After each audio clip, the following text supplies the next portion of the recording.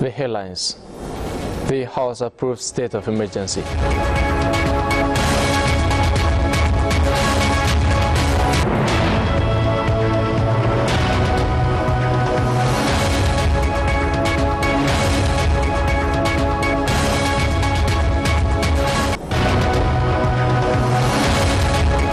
Trade war are good, says Trump.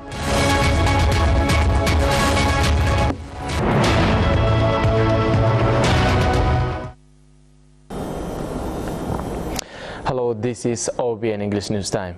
I'm Nomon Sadmas here, News Intel. The House of People's Representatives approved 6-month state of emergency. Here is Oluma Baina for more. The Ethiopian House of People Representative has held its first emergency meeting. The Attorney General Getachew Ambaye explained the main objective of the approval of the state of emergency. The state of emergency is declared since it is impossible to protect the Constitution and the constitutional rights in a regular manner. Some members of the parliament have raised various questions on the approval of the state of emergency.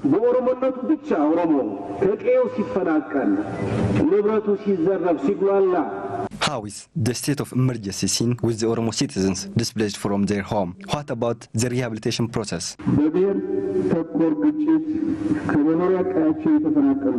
The command post will support the rehabilitation process, being with the community.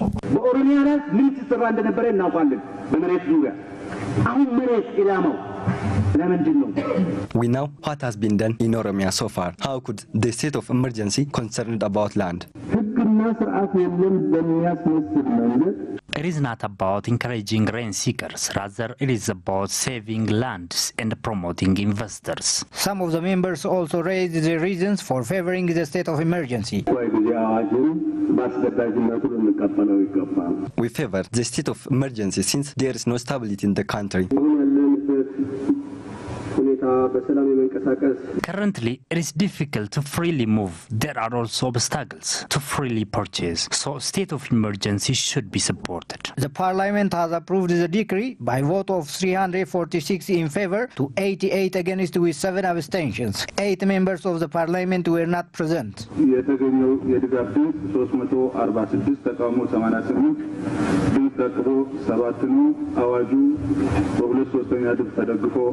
The vote is approved with 346 support, 88 against, and 7 abstention with 2/3 ratio. The state of emergency will be effective for 6 months.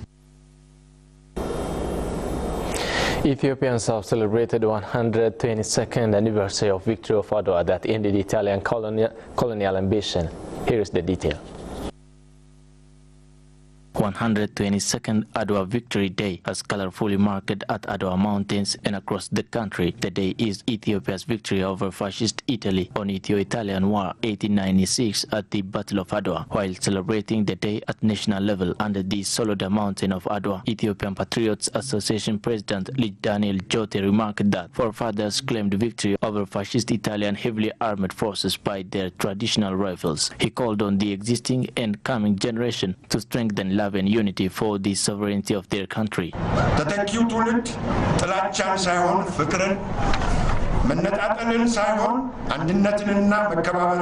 The coming generation should hand over love, not prejudice, unity, not discrimination, and generally tolerance and respect for nations, nationalities, and people.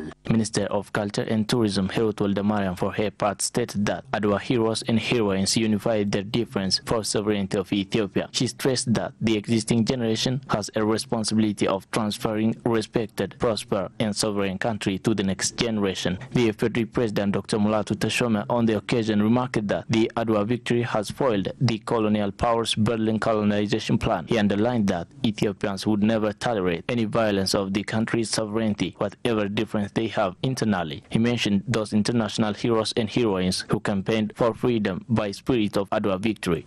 Africaዊ ብሔርተኛ ማርከስ ጋርቬይ እንደ አውሮፓ አቆጣጠር በ1914 እና 1917 በጃማይካና በዩናይትድ ስቴትስ ኦፍ አሜሪካ የሚገኙ ተከታዮቹን ለነጻነታቸው እንዲነሱ ዋነኛ መቀስቀሻው የአድዋ ድል ነበር። The African nationalist Marcus Garvey's main campaign instrument for his followers in Jamaica and USA towards awareing for their freedom was the Adwa victory. As Africa's freedom fathers like Kwame Nkrumah of Ghana, the Nigerian Nnamdi Azikiwe, the Kenyan Jomo Kenyatta, and others' power of struggle was the everlasting victory of Adwa.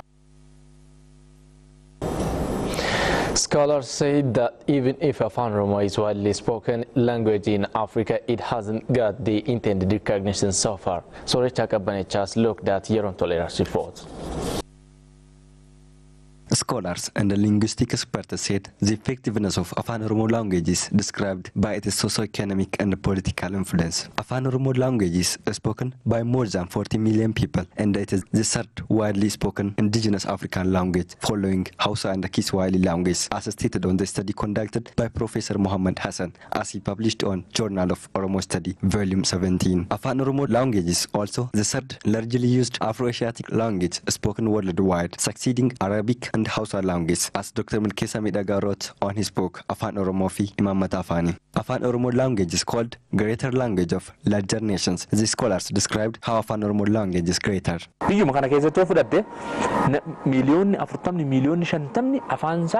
In our country, Afan-Oromo is mother tongue for around 40 million citizens. When we add citizens who use it as their second language, users of this language is beyond the number I told you now. So they are using this evidence. I confidentially said this language is greater. The other determinant of the greatness of one language is the power that language has in socio-economic life. Afan-Oromo has power, strength, and too broad, and has its own linguistic structure. So when we evaluate the language by the criteria of others' language and the culture, the language is paramount.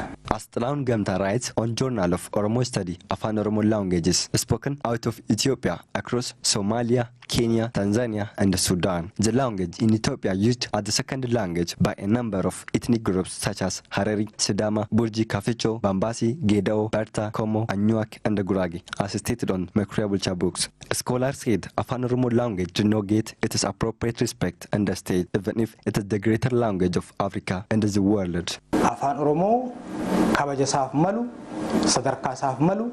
Afan-Oromo hasn't got the rank it deserves as its users. When we see the current stage of the language with its past history, nowadays there are some improvements.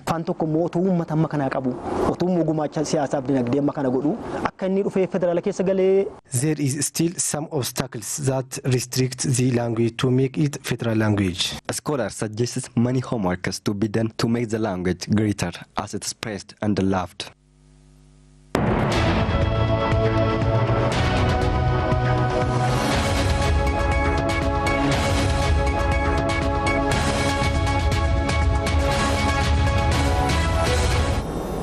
Now news from America. U.S. President Donald Trump has said trade wars are good amid controversy over his decision to impose tariffs on steel and aluminum importers. He tweeted that the U.S. was losing billions of dollars on trade and would find a trade war easy to win. On Thursday, he said steel importers would face a 25% tariff and aluminum 10%. Canada and the Euro said they would bring forward their own countermeasures. Mexico, China, and Brazil have also said they are considering retaliatory steps. Critics argue that the tariffs would fail to protect American jobs and would ultimately put up prices for customers, the consumers. The news sent shares in both Asia and Europe down on Friday. BBC reported.